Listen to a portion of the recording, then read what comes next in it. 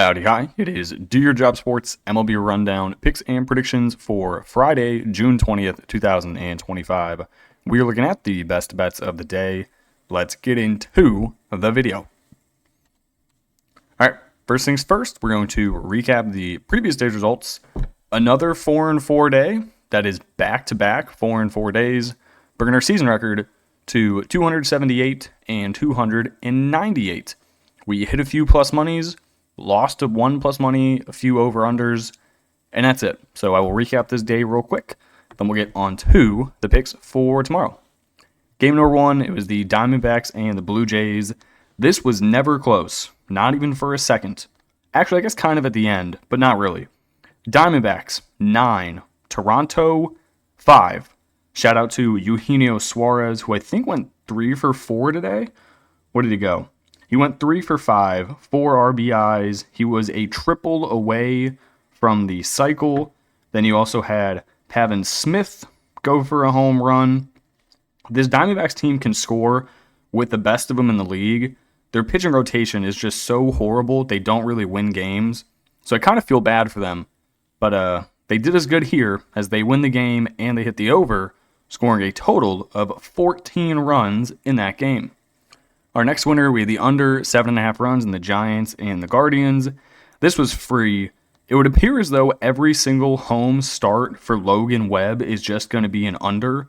7 innings pitched, 7 hits, 1 earned run. He struck out 9. The Guardians actually out-hit the Giants 7-5, but we lost the game because we couldn't actually get anyone across the plate. So Cleveland 1, San Fran 2, but Cleveland does win the series, so that was nice. Then finally, we currently have the Orioles plus 130 on the money line. Technically, this game is still going on. It is the bottom of the 9th. There's 1 out, and the Orioles are winning 4-1. Surely they don't blow this lead. Hopefully not. Our losers. This one never stood a chance for either. We had the Reds minus 115 on the money line. Then we had the under 8.5 runs. The Twins scored 12 runs. They win the game 12-5. In total, there were 27 hits between both teams. Both starting pitchers got shelled. Nick Martinez got shelled even worse. 2 2/3 innings pitched, 7 hits, 7 earned runs. Byron Buxton, he had himself a day, 2 home runs.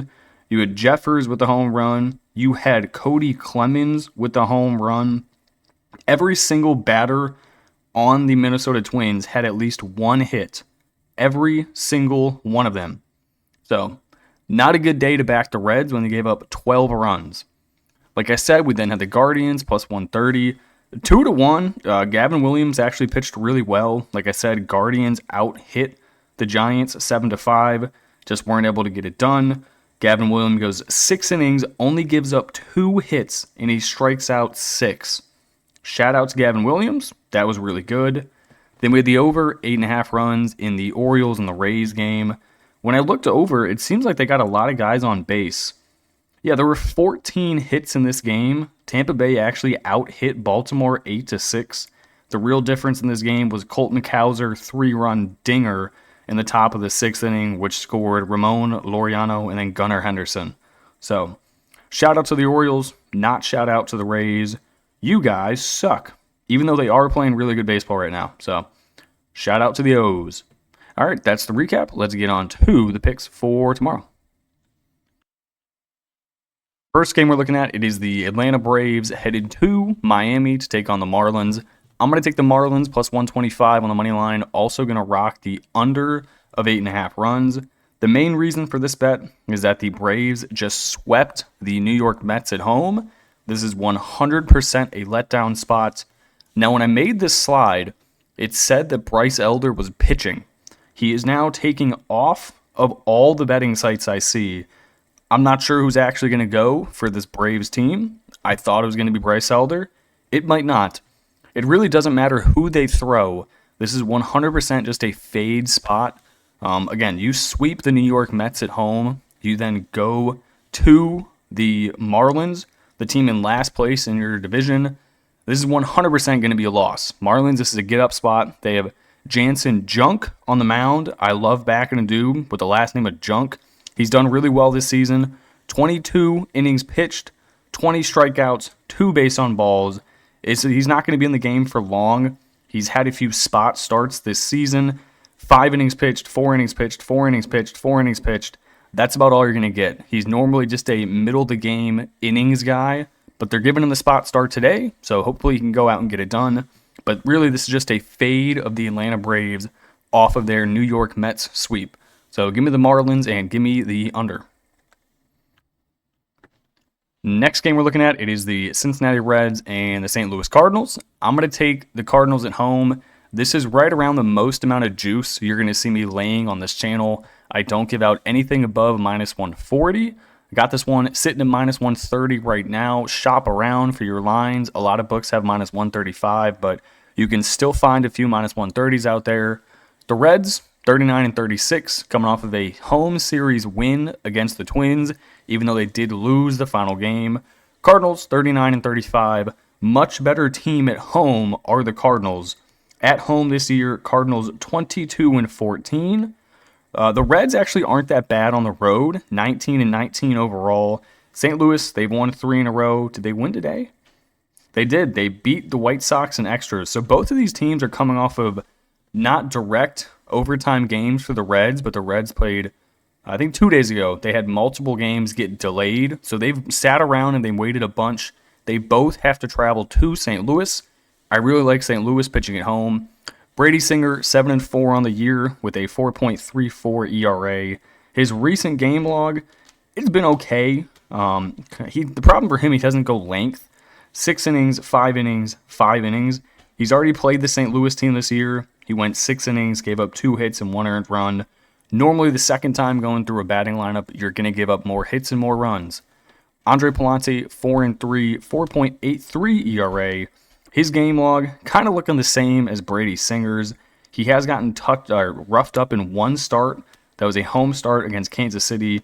His other starts, he's given up 3, 2, 2, 2, 3. Now, has he played Cincinnati? He has played Cincy. He went 6 innings, gave up 6 hits, and 3 earned runs. So both of these teams have already seen the pitchers. I'm going to give the edge to St. Louis at home. They are very good. I do not mind laying a big number.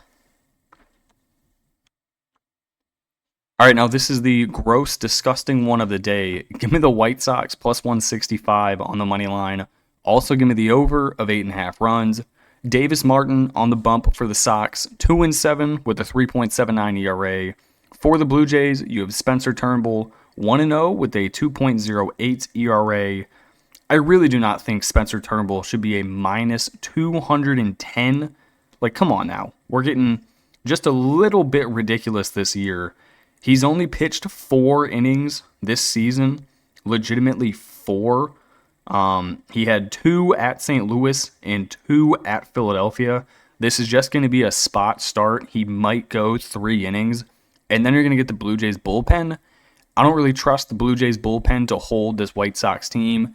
Yes, the White Sox lineup looks horrible. I mean, just go up and down it. You're not going to find any real success. But I do trust them enough getting this good of a number to at least put up a few runs. And then Davis Martin, 2-7 with a 3.79 ERA. The 2-7 is scary, but he really hasn't pitched that bad this season. 80 innings pitched, 53 strikeouts, 19 walks. Again, he's got a 3.79 ERA. He has not given up any more than 4 runs in any of the starts this season. Recent starts, he's given up 4-2, 4-2, 2-2, 1, 4-3, 0-0. Like, this dude can go out there and shove. If he's on, the Blue Jays aren't going to be able to hit. If he's off, the Blue Jays can probably get 4 or 5. Then they'll be able to torch the White Sox bullpen. So that's why I'm also taking the over. I think both teams probably get to 2 or 3, and then it's just which team's bullpen gets shelled more. So I'll take the team that is plus 165, and I'll also take the over 8.5 runs. Final game of the day, give me the Rangers, minus 1.5 on the run line at minus 110. They are heading to Pittsburgh. Pittsburgh's in a really bad travel spot, plus delay, plus they just played an extra innings game. Their most recent one, they won against the Tigers, 8-4 in 10 innings, but that was after a 3-hour delay. So that game ended about 10 o'clock Eastern. They then have to fly back to Pittsburgh, sleep, and then suit up for the next day. The Rangers, they got a little bit more rest. I trust them more. And they have Jacob deGrom on the bump, 6-2 with a 2.19 ERA. Going up against Mike Burrows, 1-1 with a 4.24 ERA. Neither of these teams are very good with the bats, but if we're just looking at names in the lineup, it's obvious who the better team is. Give me the Rangers, better pitcher on the mound, don't have a bad delay / extra inning travel spot. Give me the Rangers, better team. Let's go Rangers. All right, that is going to do it for me in this video. I appreciate you guys tuning in and watching, and I will catch you in the next one. Peace.